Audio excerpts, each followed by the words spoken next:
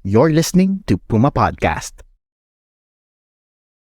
7 taon nang lumipas mula May 10, 2016.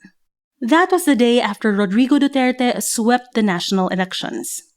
That was the day news agencies, human rights organizations, and academics studying the matter began counting bodies in his brutal war against illegal drugs. Nagkaroon na ulit ng election last year. Marami nang nag-move on sa tokhang.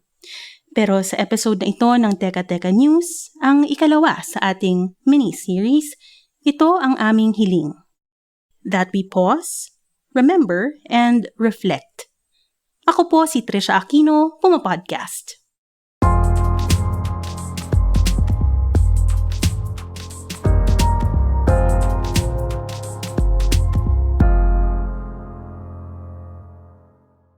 Before we begin, a warning. This episode has sexual content. If you're uncomfortable with that, you can check back with us tomorrow for a different episode of Teka Teka News. We also recommend that you listen to Tokhang sa Tokhang Season 2, another Puma Podcast production as well. Now, back to the episode. Over the last 7 years, we've heard from various researchers and journalists who've immersed themselves in communities affected by drugs. They say many Filipinos actually use illegal drugs to help them in their work.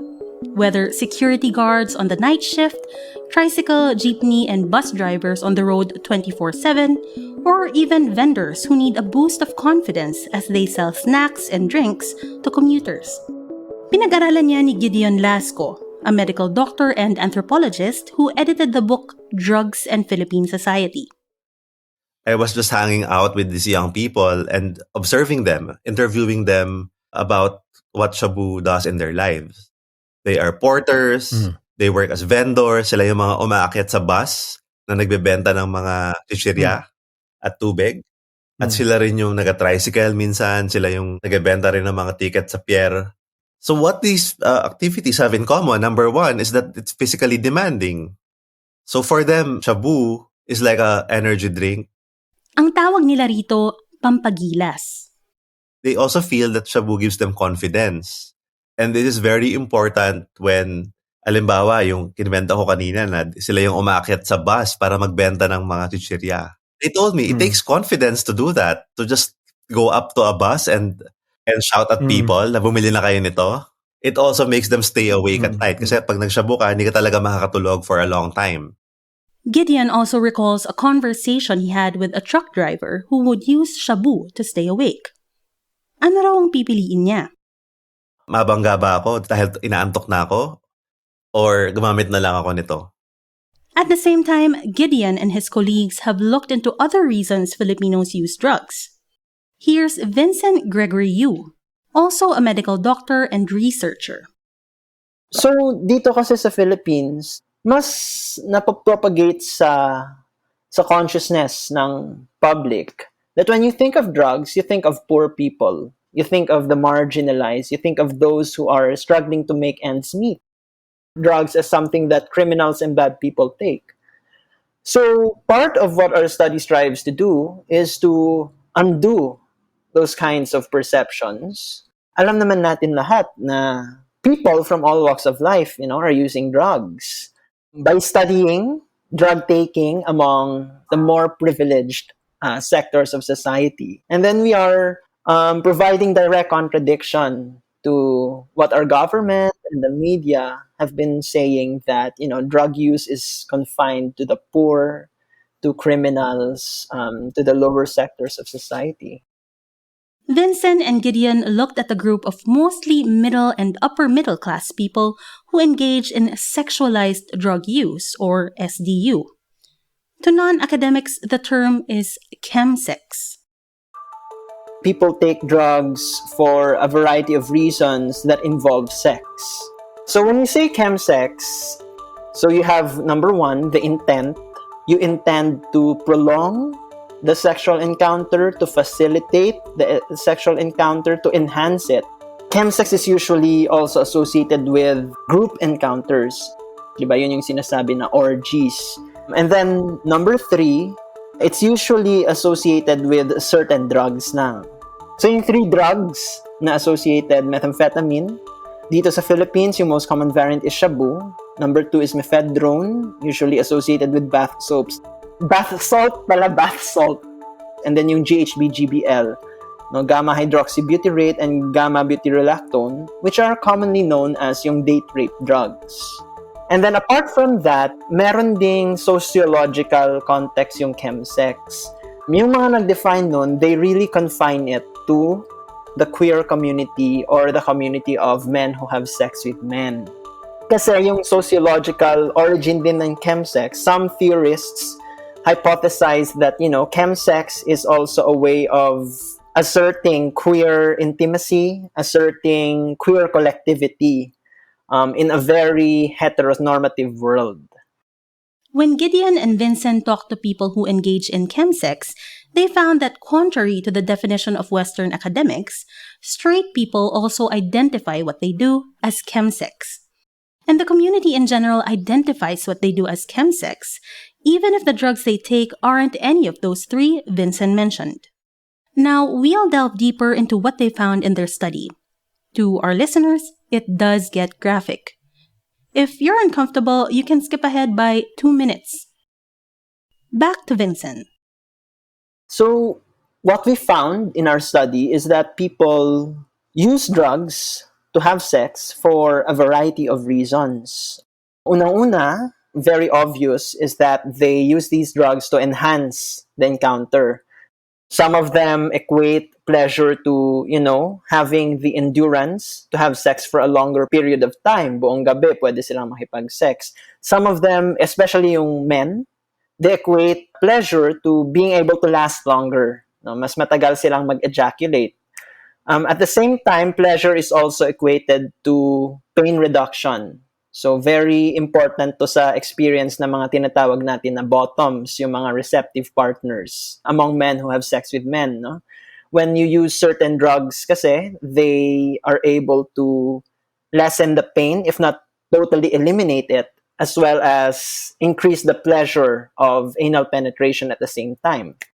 Pero what we found is that there is also an emotional component to chemsex. And that is also tied into the bodily pleasures itself. Getting to connect more with your partner. Yung iba ginagamit yung drug taking as a way to build confidence. In our study, very common to sa mga women. They become more confident when having sex. Mas wala silang mga inhibitions or insecurities na lelesen.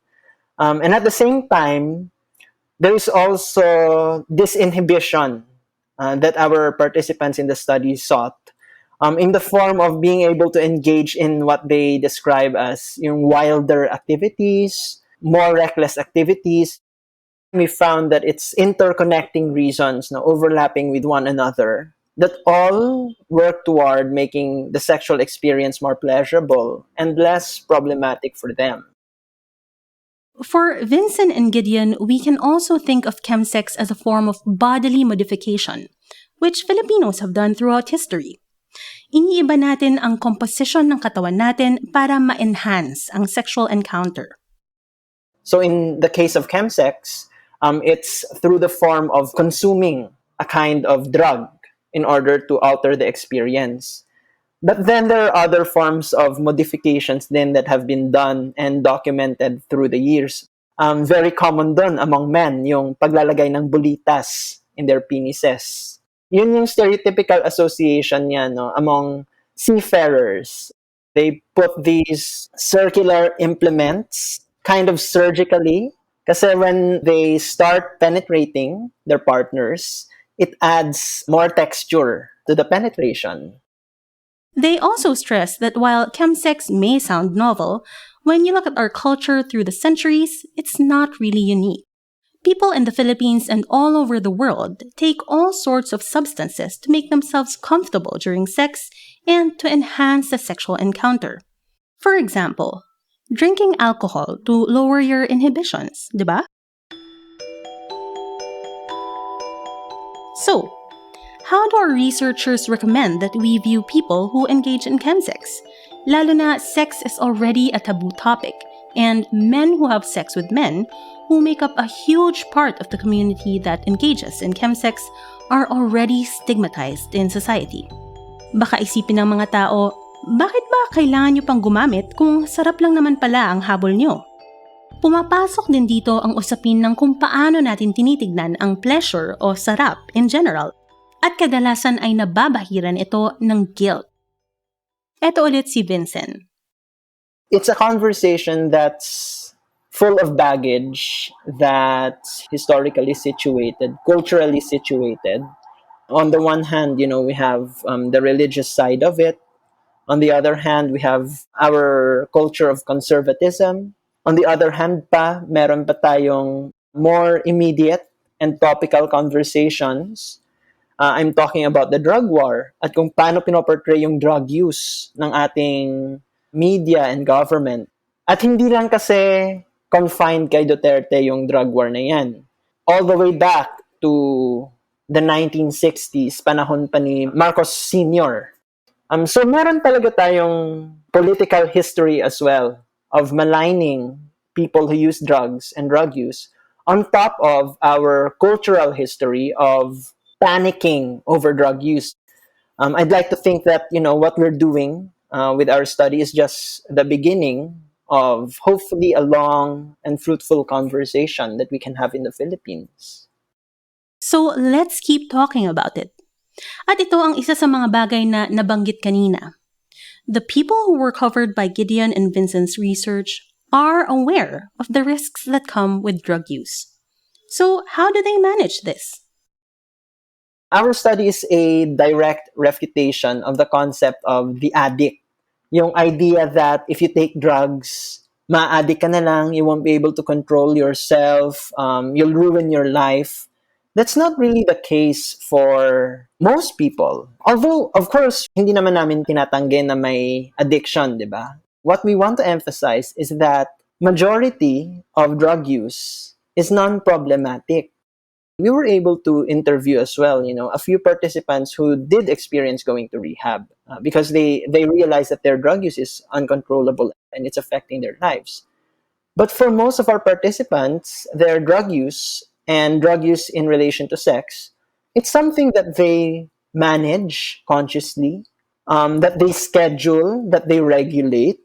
It's something that they plan, At hindi lang siya planning beforehand. There's planning after the event itself. Meron silang mga routines, meron silang mga preparations before taking the drugs. Meron silang mga precautions during the drug-fueled sexual encounter itself. And meron silang mga regimens to manage themselves after the sexual encounter and to relieve themselves of the effects of the drugs. Majority of drug use is non-problematic. Mahalagang isipin natin to.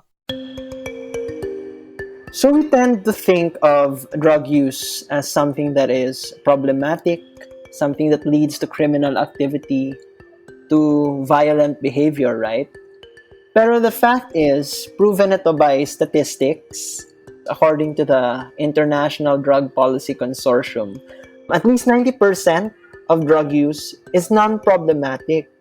At least 90% of people who use drugs encounter no problems at all with their drug use, That's something that they do in a way that is normal, as much as eating or drinking or engaging in sports or doing social activities like going to the mall, watching movies. Yung lagi nating naha-highlight at naiisip yung mga problematic people who use drugs lang. And that's something that needs to be, undone in our public consciousness, in the way we think of people who use drugs. So there's a whole other universe, and in fact, I'd say na yung predominant part of that universe of drug use, they are just as normal, as unremarkable, as ordinary as you and me.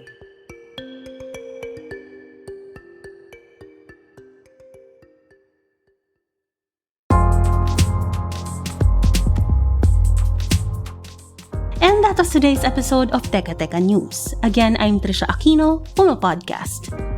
This episode was produced by myself. It was edited by Joe Salcedo.